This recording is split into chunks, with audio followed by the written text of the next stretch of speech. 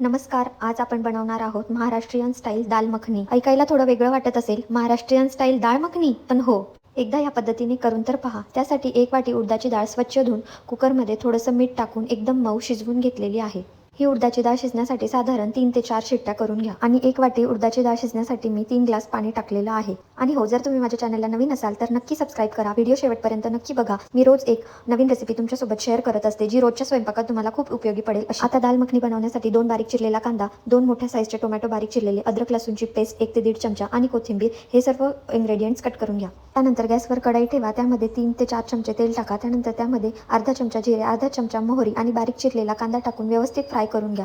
त्यानंतर तो फ्राय झाल्यानंतर त्यामध्ये 1 ते 1.5 चमचा अद्रक लसूणची पेस्ट आणि टोमॅटो हे सर्व टाकून घ्या. टोमॅटो शिजण्यासाठी थोडंसं मीठ ॲड करा. टोमॅटो थोडंसं फ्राय झाल्यानंतर त्यामध्ये 1 चमचा हळद, 1 चमचा लाल तिखट, 1 चमचा कांदा लसूण मसाला आणि मी यामध्ये एक घरगुती मसाला आहे, काळा मसाला, तो सुद्धा यूज केलेला आहे.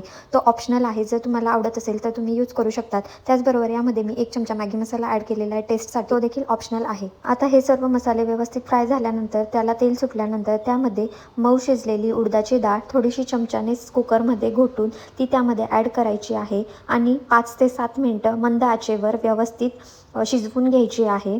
थोडी डाळ शिजत आल्यानंतर त्यावरतून कोथिंबीर ॲड करायची आहे आणि गरमागरम महाराष्ट्रीयन स्टाईल दाल मखनी तयार आहे. ही तुम्ही चपाती किंवा भाकरी आणि भातासोबत देखील खाऊ शकता. व्हिडिओ आवडला असेल तर नक्की लाईक करा, शेअर करा आणि कमेंट करून तुमचं मत नक्की कळवा आणि चॅनलला सबस्क्राईब करायला अजिबात विसरू नका. भेटूया उद्या एका नवीन रेसिपीसोबत. Thank you.